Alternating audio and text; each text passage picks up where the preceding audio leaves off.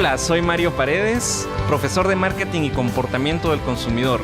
Bienvenidos al podcast de Consumerología, ¿por qué compramos lo que compramos? En donde discutiremos tips de consumo, aprenderemos también a ser mejores consumidores. A través de reseñas de libros, entrevistas a expertos, para responder la pregunta desde distintas perspectivas. Si quieren ser consumidores más críticos, acompáñenme.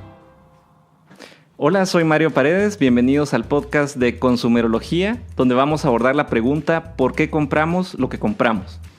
En el episodio 1 les voy a contar desde mi perspectiva el porqué del libro y cuáles son los temas principales que trata. Consumerología es un viaje que nos invita a conocernos más como consumidores. Lo escribí con una premisa de que seamos consumidores más críticos. ¿Pero qué significa ser consumidores más críticos? Que podamos tener una mejor conciencia cada vez que decidimos dar nuestro dinero a las empresas.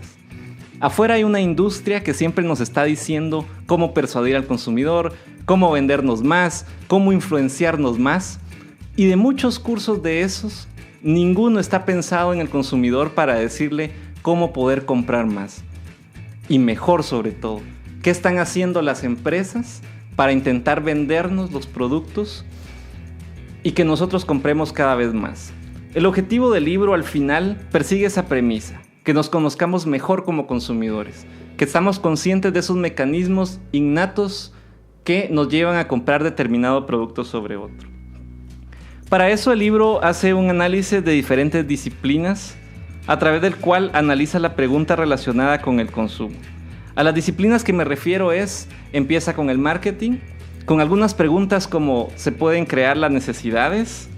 ¿Compramos productos por hábitos? ¿Cómo las marcas llegan a influenciarnos?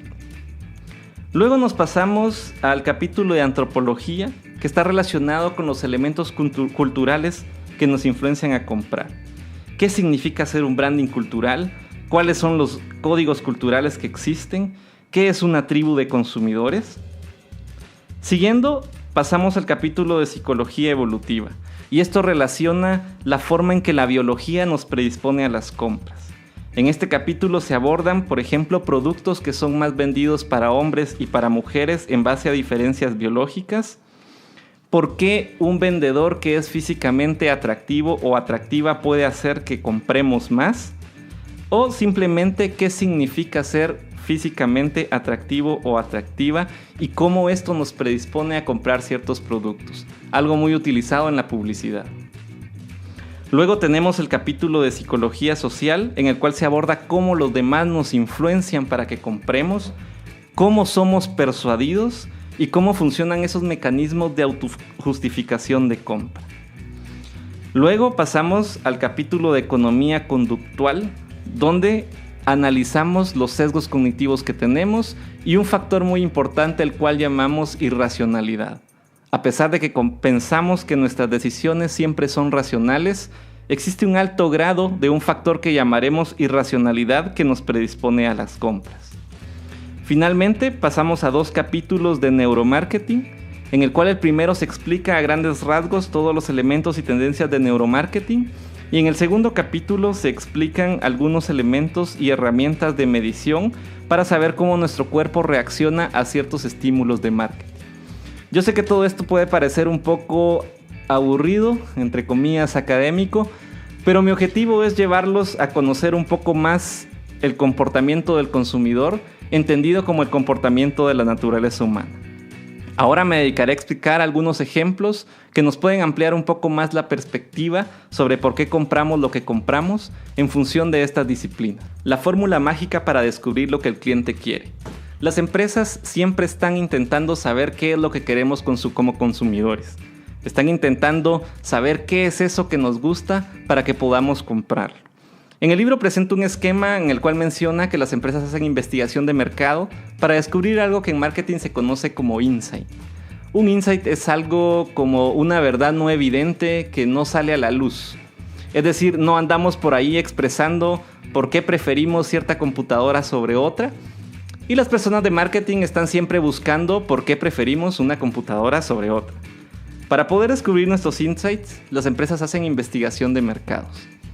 La investigación de mercados puede ser desde preguntarle al cliente cómo hacerlo, observarlo, poner su cerebro en un escáner o poder ver patrones a través de la data que nos puedan explicar los comportamientos. Lo que sucede cuando le preguntamos al cliente qué es lo que quiere, nos vamos a enfrentar con dos factores que los abordo en el capítulo 1. El primero es muy sencillo, que no sabemos lo que queremos, y el segundo es que mentimos más de lo que admitimos. Y esos dos hábitos los llevamos cuando respondemos a las preguntas que las empresas nos hacen cuando realizan una investigación de mercados. Les voy a mencionar algunos ejemplos de cómo es que podemos probar eso. El publicista David Ogilvy dijo: el problema con la investigación de mercados es que las personas no piensan como se sienten, no dicen lo que piensan y no hacen lo que dicen. Hay un científico que es psicólogo y economista que trabajó en Google y él descubrió la verdad de lo que nosotros buscamos en Google, en esa cajita cuando estamos frente a la computadora y que no nos atrevemos a preguntarle a nadie más. Con esos datos, el profesor Seth Steven Davidovich, que trabajó en Google, analiza realmente cuál es nuestro verdadero comportamiento cuando nadie nos está viendo. En algunas conferencias he hecho una pregunta a las personas que asisten un poco curiosa y les pregunto a quién de aquí le gusta el sadomasoquismo. Nadie levanta la mano, pero Seth Steven Davidovich presenta algunos datos que pueden ser interesantes. Y él dice: las personas dicen que no están interesadas en leer sobre esclavitud, dominio y sadomasoquismo. La realidad, las personas quieren leer sobre esclavitud, dominio y sadomasoquismo entre una joven recién graduada y un magnate de negocios. Y el hecho es que 50 sombras de Grey, una novela, ha vendido más de 125 millones de copias en todo el mundo y ha sido traducida a más de 52 idiomas. Un hecho el cual comprueba en el cual no vamos a responder una pregunta verbalizada que nos gusta el sadomasoquismo o que disfrutamos de leer sobre sadomasoquismo, pero la realidad nos está diciendo que la gente compra estos productos porque le gusta leer sobre este tipo de relaciones. Seth Steven Davidovich también hace un estudio de con qué completan las personas cuando hacen sus búsquedas en Google. Y en el top 3 de las mayores búsquedas relacionadas con el matrimonio encontramos lo siguiente. En el número 3, las personas buscan temas relacionados con matrimonio sin amor. En el número 2, matrimonio infeliz. Y en el número 1, sí, lo que están pensando, matrimonio sin sexo. Esto es algo que nos revela únicamente con las búsquedas de Google, porque definitivamente las personas no van a expresar verbalmente cómo se sienten o hacer lo que las demás piensan que deberían de hacer. Este tipo de estudios nos muestra que evidentemente mentimos, pero hay otros investigadores que han dicho y han comprobado que mentir es un mecanismo evolutivo que también está demostrado en algunos primates. El periodista Ian Leslie tiene un libro que se llama Nacidos para Mentir, en el cual estudia los mecanismos del engaño y llega a algunas conclusiones interesantes, como que mentimos por lo menos 2 veces al día. La diferencia es que pensamos que nosotros mentimos y decimos mentiras que no le hacen daño a nadie, es decir, mentiras blandas, mientras son los demás los que mienten de forma exagerada. Estos hábitos lo que hacemos es llevarlos a la investigación de mercado. Cuando las empresas nos preguntan, ¿estaría dispuesto a comprar este producto?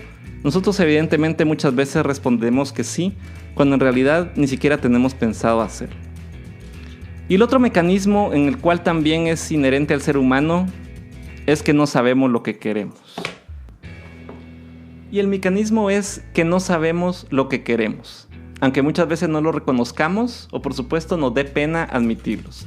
Esto lo decía Steve Jobs: muchas veces la gente no sabe lo que quiere hasta que se lo muestras. Nadie le iba a decir a Steve Jobs que quería un iPad antes de que este saliera. Nadie le iba a decir a Steve Jobs que quería un iPod antes de que este saliera. Por lo cual, esto está demostrado también. Hay un psicólogo que se llama Timothy Wilson, que escribió un libro que se llama algo como Extraños a nosotros mismos, en donde él utiliza un término que se llama el inconsciente adaptativo, en el cual expresa que muchas veces nosotros no sabemos lo que queremos. Y esto va relacionado con lo mismo y son los mismos hábitos que llevamos a la investigación de mercados. Si alguien nos pregunta qué es lo que queremos, le daremos una respuesta racional. Lo que sucede es que esa respuesta racional muchas veces ni nosotros mismos la conoceremos. Hay un estudio famoso que hizo Timothy Wilson en el cual le ofrecía o le vendía a las personas calcetines, y cuando les preguntaba a las personas por qué habían elegido ciertos calcetines, estas le respondían por su textura, por su suavidad, por la forma que eran, pero el estudio tenía algo en particular: todos los calcetines eran idénticos. A pesar de que las respuestas de las personas eran distintas y racionalmente ofrecían algo convincente, todos los calcetines eran iguales. Lo que prueba Timothy Wilson es que no sabemos lo que queremos. Lo que pasa es que a veces nos da pena admitirlos. Si tuviera que preguntarles a alguien si vio Roma, muchas personas me dirían que sí, es decir, la película esta ganadora del Oscar de Cuarón.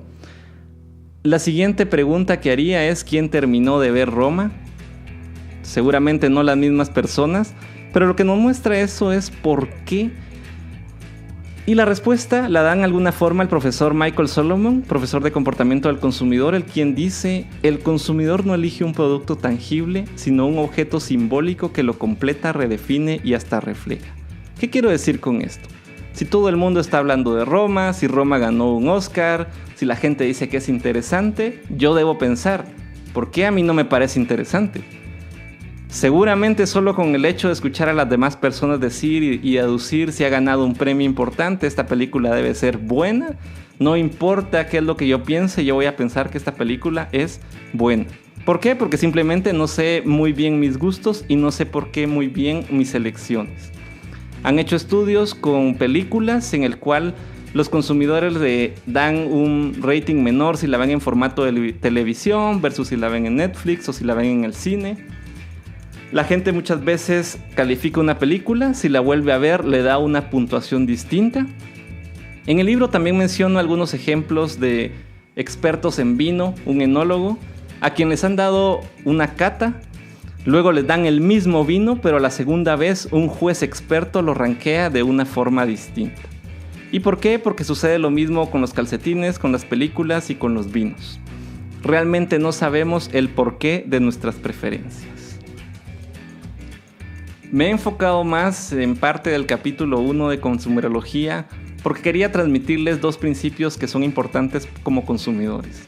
Se los recuerdo: el primero es que mentimos más de lo que admitimos, y el segundo es que no sabemos lo que queremos. Y estos hábitos que tenemos como seres humanos los llevamos a nuestro comportamiento de compra.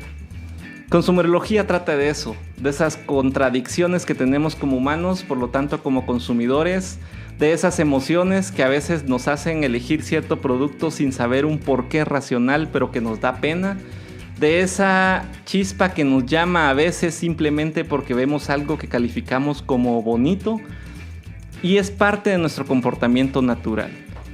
El estudio del comportamiento del consumidor es el estudio de la naturaleza humana, eso tan desconocido, pero que todos llevamos dentro. Esto fue el episodio número 1 de Consumerología. Soy Mario Paredes y espero que les haya gustado. Nos vemos en el próximo episodio.